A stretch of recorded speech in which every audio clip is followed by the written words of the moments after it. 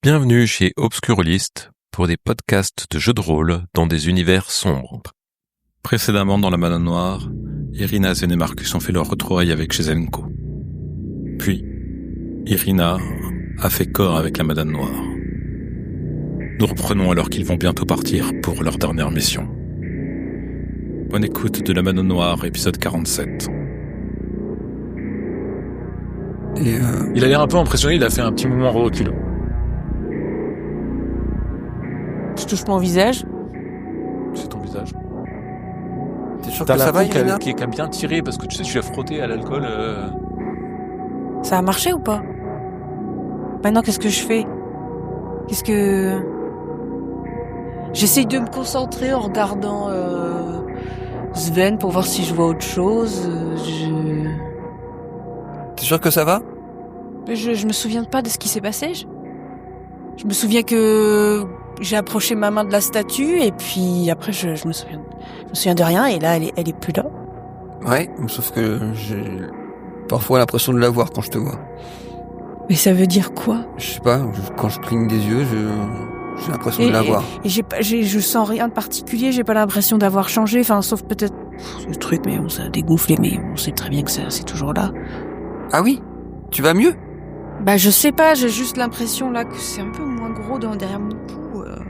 Moi, c'est ma seule angoisse depuis le début de Mais cette... je vais pas me faire de... Alors, Je vais pas... trop content. Je vais pas faire de fausses joies, je sais pas encore ce que j'ai fait, je sais pas, je comprends pas plus, enfin Marcus s'énerve mais je suis d'accord avec lui. Et il est où chez Zenko? Pourquoi il était là? Qu'est-ce qui... Je sais pas, ils sont tous partis. Bon bah... Viens, je t'emmène. Vous remontez vers en haut. Quand vous revenez, vous rebroussez le chemin dans les cryptes, tu Je jette un œil aux zombies que j'ai tués, ouais. regardes l'alcôve dans lequel le tombeau... Ouais, voir s'ils se relèvent pas, on sait pas. le couvercle n'a pas bougé. Ah, j'ai halluciné. Peut-être. Ouais. Ou peut-être que tu n'es plus sain d'esprit et que tu vois des trucs que tu ne vois, que tu imagines des choses. Ouais, franchement, c'est ce que je pense depuis le début, de toute façon. Je suis persuadé qu'un jour, un moment, je vais me réveiller dans mon lit, Alors, à l'ambassade. pour ça, tu vas faire un jet de garde et contrôle pour voir. Ok. Donc tu penses que peut-être si tu vis qu'un rêve, peut-être effectivement tu penses que c'est un cauchemar en fait et que tu vas un jour te réveiller. Par contre, tu commences à douter de ce que tu vois et tu fais plus trop confiance à tes sens et ta vision et ça peut-être ça va t'handicaper pour tirer sur d'éventuelles créatures. Ok. Et vous remontez en haut et vous voyez Chezenko qui est sous Porsche accompagné de Marcus. Tu les vois arriver, Marcus. Bah je me retourne et j'accours vers Irina et je touche l'épaule, je fais Irina, ça va bien? Au moment où tu la touches, tu vois la superposition de la statue et d'Irina. Donc Je recule. très fugace et puis d'un coup tu vois je suis Irina. surpris, je recule d'un pas. Je fais tu veux me dire quelque chose, Irina? Comment? Quoi? Tu as scintillé, j'ai vu la Madone. Tu voulais me dire quelque chose? Non, bah, il y a eu le transfert s'est fait, mais je me rappelle juste de quand j'étais devant la statue et après j'étais par terre au sol et Sven est venu me voir et je sais pas ce qui s'est passé entre temps et la statue a disparu. J'ai eu l'impression qu'elle était en toi. Je sais même pas qui elle est. J'ai accepté ça par dépit. Je sais même pas ce que je vais devenir. Je te fais confiance, t'es la personne la plus sensible de nous trois et... J'espère juste que ça va nous aider. J'espère aussi, si t'as quelque chose à dire ou ce que tu veux faire, on t'écoute du coup. J'espère juste que Écoutez, si... Je sais pas ce que j'ai accepté en fait, hein. J'ai accepté... Et si un jour c'est plus moi et que je vous fais du mal, je vous en voudrais pas si... On n'en est pas là, Ouais. Irina. Restons positifs, c'est peut-être le dénouement. En parlant positif, elle a l'air d'aller un petit peu mieux. Son bubon, c'est un C'est peu vrai, réduit. tu peux nous soigner, Irina, s'il te plaît? Là, j'ai presque les larmes aux yeux, je lui attrape la main. S'il te plaît, Irina. J'en sais rien, je sais pas, non, c'est juste, j'ai touché un peu mon cou et Allez à la maison Kalenko et affrontez l'incarné. Et je peux le regarder, lui? Je peux le regarder, lui? Oui. Tes yeux laser. Tu le regardes et tu vois toujours cette créature. Mais quand tu le regardes, et tu vois qu'il baisse un peu la tête. Irina, J'aime pas le ton sur lequel il nous parle. Irina, la Madone Noire, c'est sa maîtresse. C'est supérieur, tu veux dire. C'est ça. Tu peux lui demander des questions, il est obligé d'y répondre.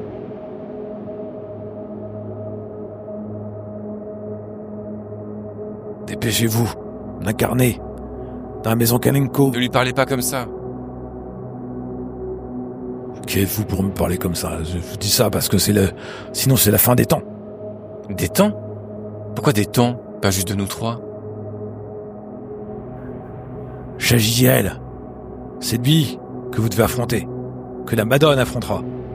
Amenez-la jusqu'à là-bas. Elle Vous fera le nous reste. avez fait venir jusqu'ici. J'ai offert mon corps à la Madone Noire. Alors maintenant, j'ai le droit d'en savoir plus sur qui je suis ou qu'est-ce que je dois faire. Vous êtes le véhicule de la Madone Noire. Et vous allez, grâce à vous, elle va pouvoir infiltrer le camp de Chagiel et l'affronter.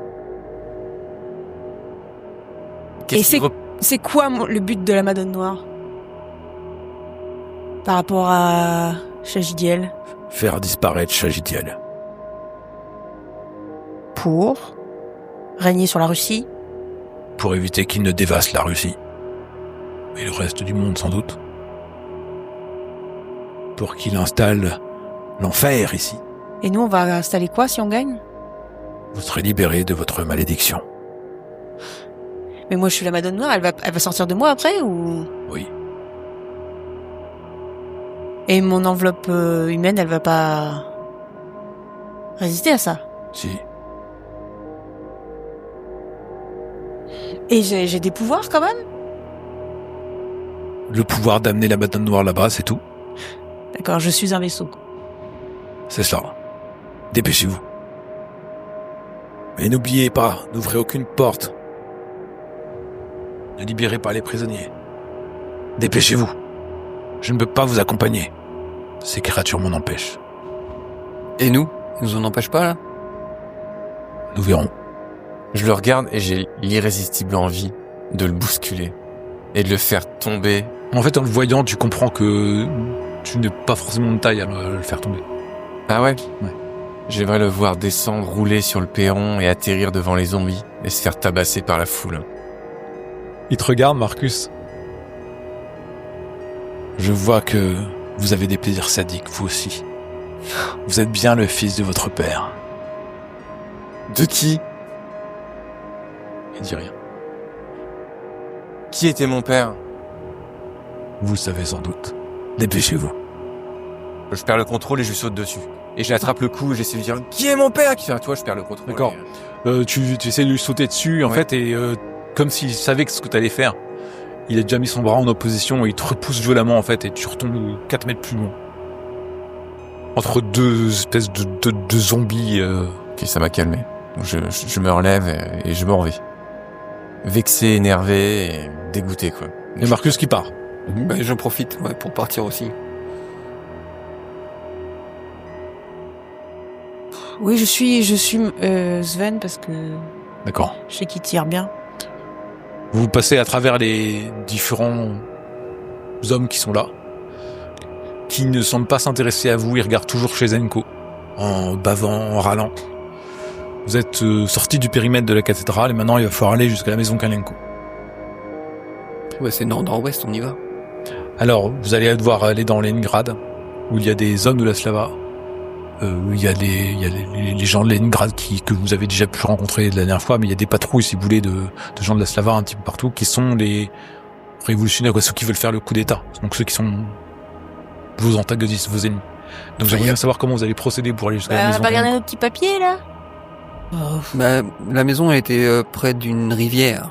Elle était près d'un pont. Ah, mais en hiver, hein. D'accord, j'ai pas dit qu'on allait nager.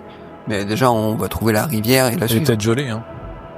On glisse dessus. Allons voir si la rivière est gelée. Donc vous essayez d'aller jusqu'à la rivière. c'est ça Ouais, donc pas déjà, sur ça la fait- route, Déjà, mais ça fait un en point de repère. C'est le Ouais. but de se balader dans Leningrad. Donc vous essayez, avant de rentrer à Leningrad, vous allez essayer de voir où est la rivière. Et elle est partiellement gelée, c'est-à-dire que les rives sont gelées. Vous pouvez remonter au moins Sur la rive. sur la rive, quoi. Ouais, mais il y a pas trop d'eau, enfin, ouais. Vous arrivez non loin du pont, par contre, il va falloir le traverser pour Mm. aller jusqu'à la maison Kalenko. Donc au moment où vous regagnez les berges pour pouvoir emprunter ce pont-là, vous apercevez que autour de la maison Kalenko, il y a moins de soldats, comme si cet endroit était un peu plus désert. Quand vous avez longé la rivière, plus vous avanciez, plus il faisait froid, moins elle était, la glace était prise, si vous voulez. Et en regagnant les berges, tu t'aperçois que sur la berge à côté du pont, il y a une fosse commune. Avec des hommes qui sont morts. Des femmes. Mais qui sont vêtus de vêtements d'un autre temps. Et vous voyez peut-être ci et là des carcasses de chars de la Deuxième Guerre mondiale. Russes. Alors que vous êtes en train de remonter vers le pont, vous entendez un sifflement. Assez aigu. De plus en plus fort. Je me mets à couvrir. Enfin, je me cache. Je m'accroupis. Un sifflement dans le ciel. T'entends un sifflement de plus en plus fort.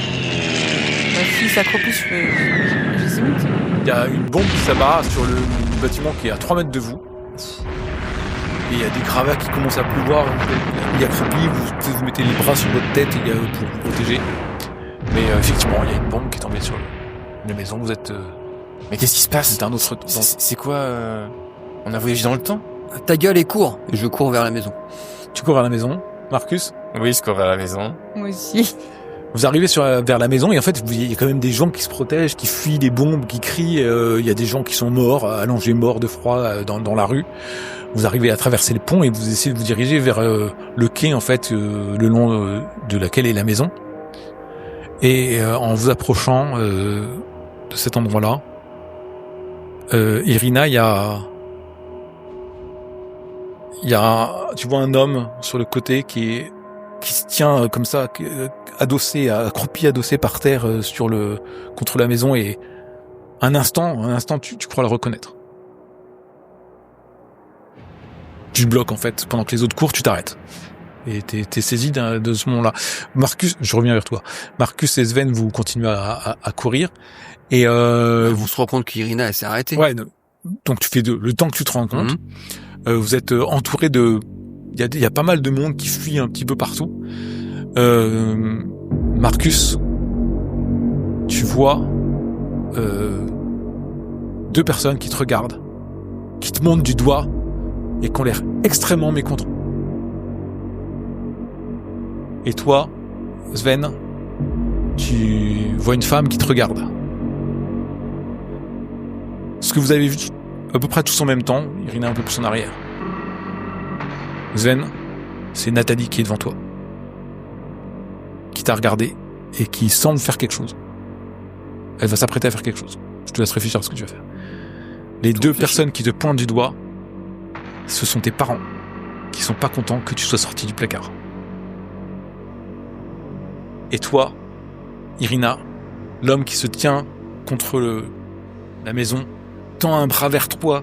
Il a des plaies sur tout le bras, il t'appelle. Aide-moi, viens me sauver. C'est ton père. Qu'est-ce que vous faites tous? Moi, je vais le voir. Tu vas voir ton père. Ouais, parce que je me rappelle que ma mère, visiblement, lui a fait du mal, en fait. Je vais le voir. Je peux pas le laisser comme ça. Je crie son nom et je braque mon arme. Mais je tire pas. Je braque mon arme, je dis Nathalie, tire pas, bouge pas. Ok. Moi, en pleurs, je ramasse des pierres et je leur jette dessus. Sven, tu vois Nathalie qui commence à tourner de dos comme pour vouloir s'enfuir. De s'enfuir. Ouais. Je la laisse s'enfuir. D'accord. Et toi, Irina, tu vas voir ton père. Et au moment où tu t'approches de lui, peut-être tu te mets à sa hauteur, t'entends ta mère qui dit « Ramène-le ! Ramène-le !» Alors il me dit quoi? Elle dit « Sauve-moi !» Et elle te dit « Ramène-le ! Il a désobéi !»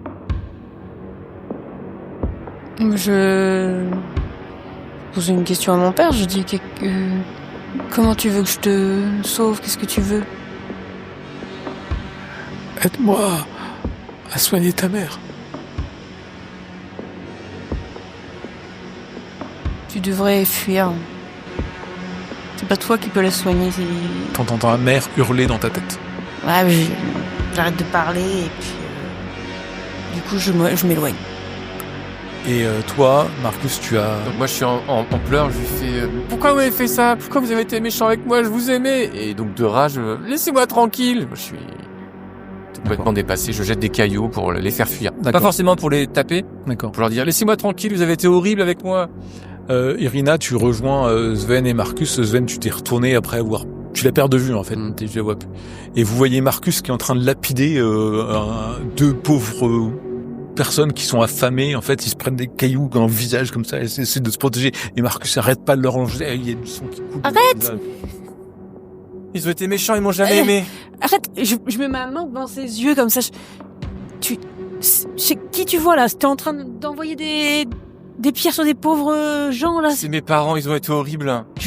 Et ils continuent de me hanter. Je secoue par les épaules et je dis ce sont pas tes parents. T'es en train d'halluciner? Donc je m'arrête, je la regarde, les yeux rougis. C'est pas mes parents? C'était tellement réel. Moi aussi j'ai eu une hallucination, j'ai vu mon père. Faut partir, je veux pas rester là. J'ai failli tirer sur quelqu'un aussi. Allons à la maison, je veux pas voir ça. Et vous arrivez au bout d'un moment à la maison Kalenko. Vous reconnaissez l'extérieur de la maison Kalenko, la maison que vous avez vue dans vos rêves, pas la maison qui n'existe pas. Ah, d'accord. Vous voyez la façade de la maison. Toutes les fenêtres sont occultées par de lourds rideaux gris. Il y a une neige épaisse qui est tout autour de la maison et il y a un chemin qui se fraye, qui s'est creusé un peu vers l'entrée. On y va. Hein. Vous avancez, vous arriverez près de la porte, il y a deux nourrissons morts de froid posés à côté de la porte. J'ai faim. Moi, j'essaie d'être attentif par rapport à Irina, voir si il va se passer quelque chose, si elle va nous dire quelque chose. Je lui en parle pas un peu parce que je veux pas la déranger, mais j'essaie de voir si il va falloir faire quelque chose à un moment donné. Ou... Peut-être qu'elle aura besoin de notre aide, notre soutien. Je sais pas trop ce qui va se passer en fait. Donc je suis attentif, je garde un œil sur Irina. On est sous le porche là, devant la porte d'entrée. Vous êtes devant la porte d'entrée. Je profite de l'élan qu'on a et je mets un gros coup de pied dedans.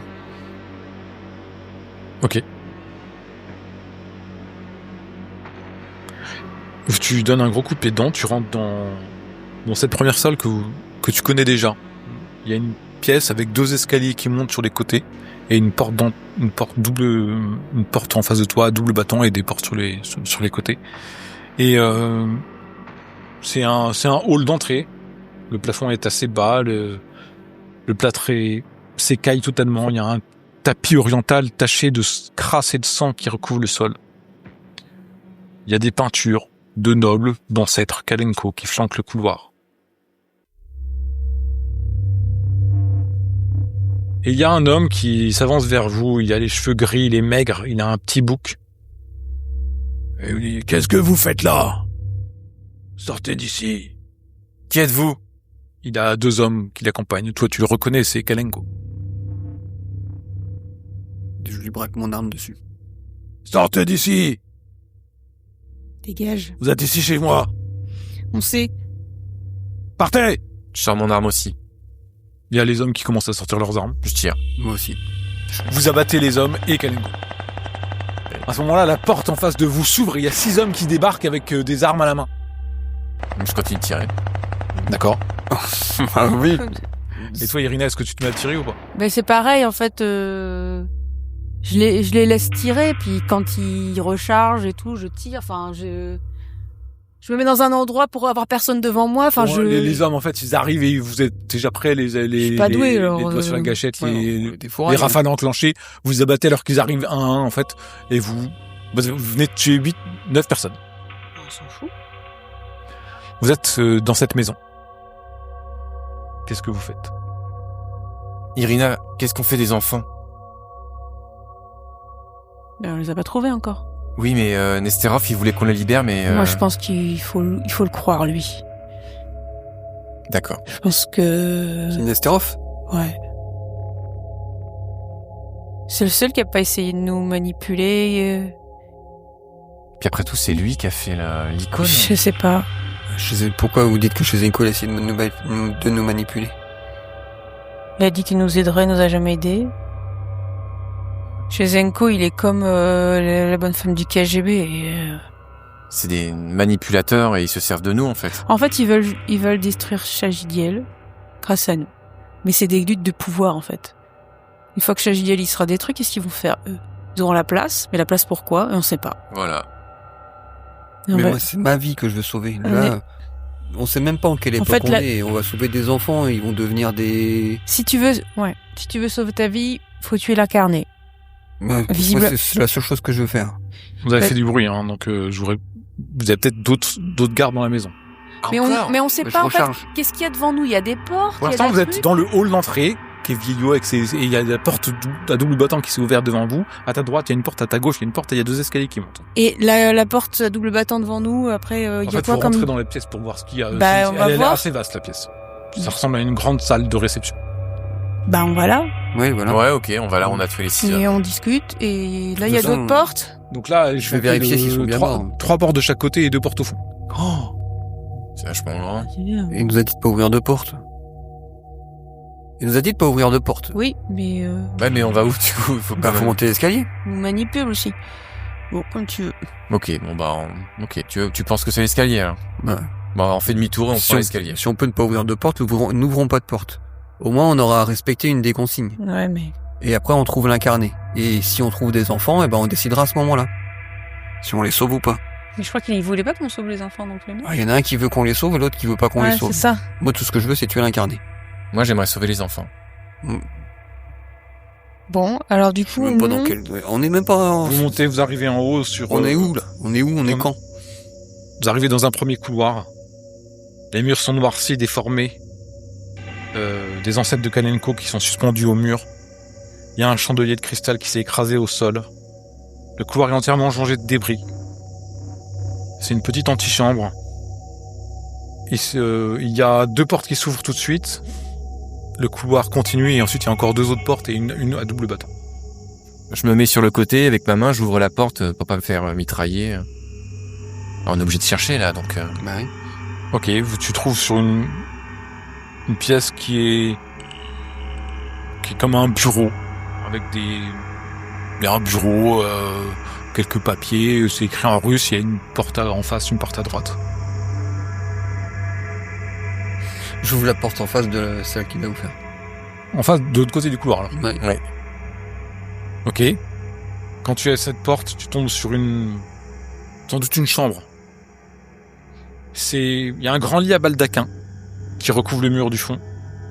Qui occupe le mur du fond, pardon. Et quand tu ouvres la porte, tu sens une odeur pestilentielle t'agresser, surtout une odeur d'urine et d'excréments. Et tu vois 40 enfants en état de choc qui se tapent les uns les autres, qui se torturent, qui sont enfermés ici. Il y a d'autres portes qui s'ouvrent sur cette pièce-là. Et il y a 2 enfants qui sont morts, tués par les autres. Et ils sont 40, affamés, squelettiques. Et quand ils t'ouvrent la porte, ils te regardent. Un peu apeurés. Ouais. Ok, ça m'intéresse pas, je vais à la porte d'après. Tu les traverses et tu traverses cette pièce pour ouvrir? Non, je vais à la porte d'après dans le couloir précédent. D'accord, donc ok. Et toi, Irina? Quoi, vous l'avez suivi ou pas?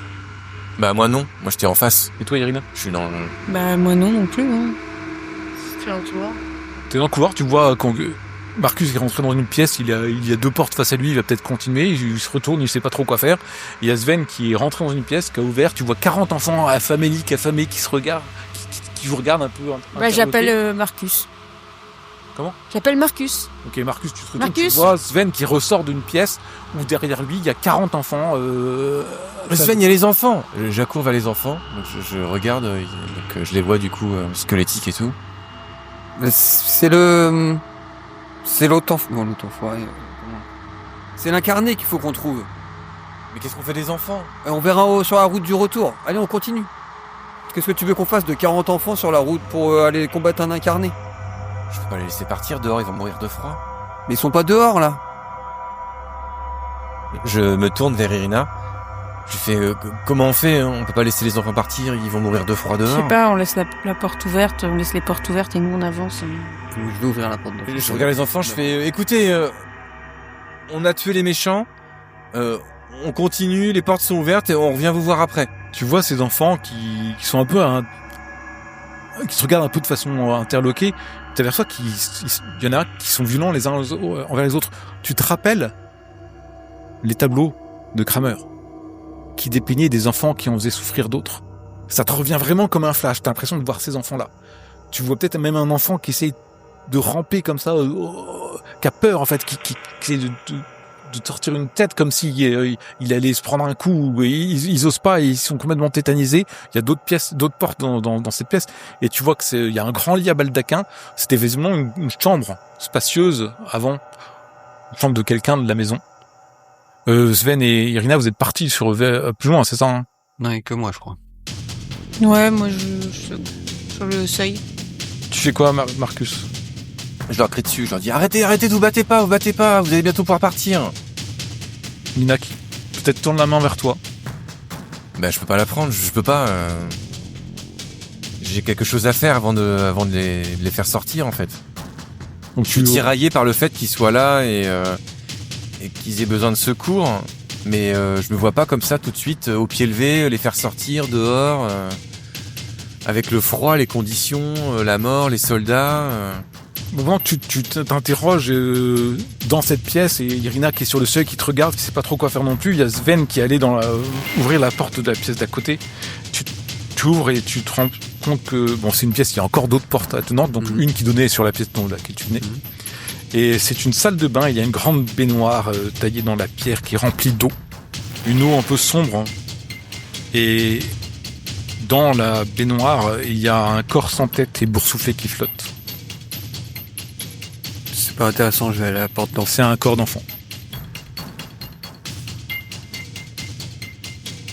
De toute façon, je suis même pas sûr de croire à ce que je vois, donc moi je cherche l'incarné. Là.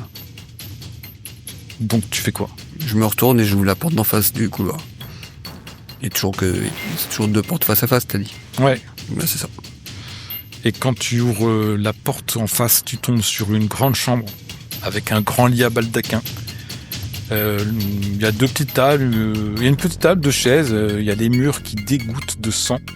Et il y a 4 enfants de 10 à 12 ans qui sont recroquevillés, attachés en laisse au montant du lit. Ils ont été sauvagement battus. Et ils te regardent, les yeux terrorisés. Marcus, tu fais quoi ?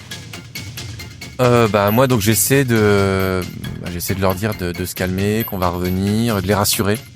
Mon but c'est de les rassurer. Et puis après je suis Marcus parce que il a pas tort, il faut. Je suis Sven, je veux dire. Pardon. Donc j'essaie de rassurer les enfants et tout, et Sven a raison. Là tout de suite. Ils te tendent les bras en fait. Ils voient que tu les tapes pas, donc il y en a qui tendent les bras vers toi. J'essaie de leur caresser la tête. Je vais revenir pour les rassurer un peu, mais je continue. Irina, tu fais quoi ? Je regarde Marcus faire ce qu'il peut. Je vois que finalement Sven il ouvre plein de portes alors qu'il nous avait dit qu'il fallait monter à l'étage pour pas ouvrir de portes. Ouais, mais... Donc Non. je me dis est-ce que c'était pas mieux de continuer au rez-de-chaussée avant de faire l'étage Ok, donc t'es un peu dans l'expectative. Ah oui, je leur dis il y a pas l'incarné Marcus qui est en ici. train de tapoter la tête des enfants pour les rassurer. T'es dans l'expectative. Toi, tu viens de voir 4 enfants attachés au mondant Ouais, ils sont encore vivants ? Oui. Et je crie tiens, regarde, il y en a d'autres là. Et je vais à la porte du fond. Bah, j'accours. Alors que tu dis ça, vous entendez un gros tremblement. Et émerge des escaliers un homme. « Qu'est-ce que vous faites là ?» Cet homme-là, il a le visage des autres incarnés. Et ainsi se termine La Mana Noire, épisode 47.